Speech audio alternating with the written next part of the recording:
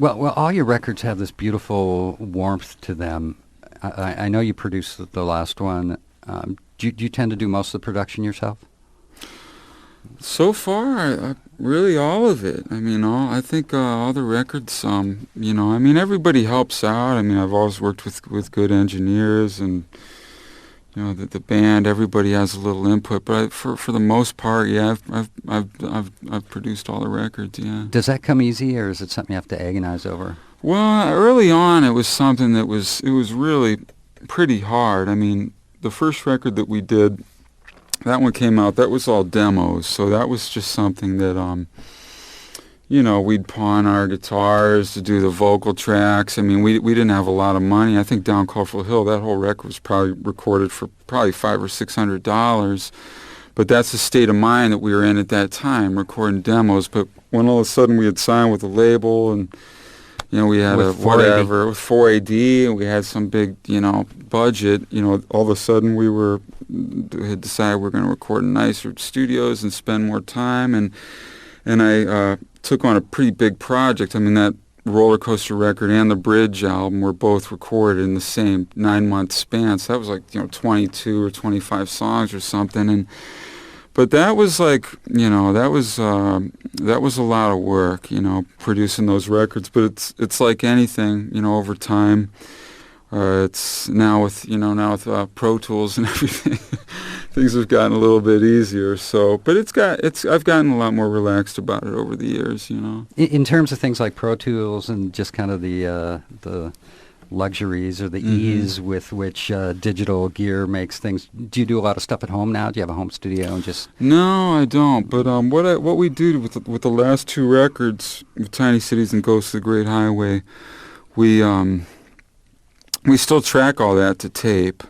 But what we do now is we track it all to tape and we dump it in the Pro Tools, and then my friend just comes over to my house. He brings the Pro Tools there, and that's where we do all the editing. We take the best drum part here, we take the best vocal part, or we do all the editing for the most part right in my living room. But all the tracking is pretty much done at the studio to tape. Mm-hmm. This past fall, you were involved with Alan Sparhawk at Low. Yeah. And did kind of a special tour. He was taking a break from that band, Retribution Gospel Choir is what you called yourself. Tell me about that, how that came to be, and is that just a sort of a one-shot deal? Well, that's Alan's, that's one of his side projects, and I mean, they were playing as a three-piece before I was involved, and they're still playing. But with that particular tour, though, he had called me, maybe a few months prior to that tour, and asked me how I'd feel about getting involved with that. And I like Alan, and I've known him for a while, and it was just something we were going to do, where we were just turning our guitars up. We didn't rehearse. I flew up to Seattle. That was my first show with them. We rehearsed a little bit at sound check and just did 2 weeks like that. So it was just like, I think for me, it was just kind of a fun thing to do. I think for Alan as well. Yeah. You seem to be open to a lot of kind of side projects or adventures, things like that. And I'm really curious about your film work. You were great and almost famous. I know you're playing a band member in that. How did that ever happen?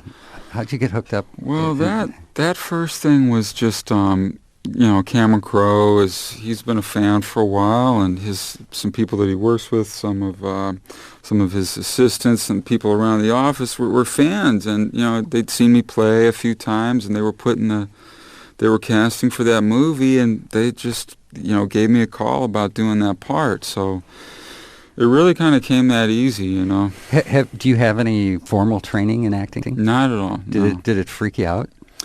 Yeah, I mean, I remember I was in Europe when he had called me. I was in Sweden somewhere, and Cameron called me about 2 o'clock in the morning, said, "You're hired." And, at some point I was flying home from Europe and flying to L.A. And, I was really nervous, because there was a lot of, Frances McDormand was in the movie, Anna Paquin, and, all these actors, and I'd never done anything like that before. So I was pretty nervous about it, but I think, once I got down there and was spending some time, I just kind of, eased into it,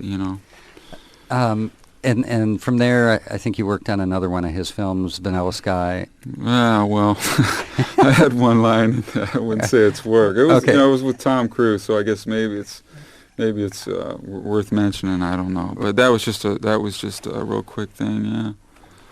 So, are there any similarities to being involved in that kind of creative process? I would Not think. really. I mean, you're talking about you make an independent record. You're working with maybe $50,000 budget maybe if you're lucky, and but you're doing movies like that. You're talking about $70-80 million budget. So it's like a whole different level of. I mean, when I was, anytime I've been doing the movie thing, you're flying around first class. There's cartons of cigarettes all over the place, and any kind of food you want, and it's just a whole different level of there's somebody restringing your guitar for you. You got 5 people catering to you, and when I just came up here today. I'm restringing my own guitars, and luckily the opening band from last night gave me a ride up here. Excellent.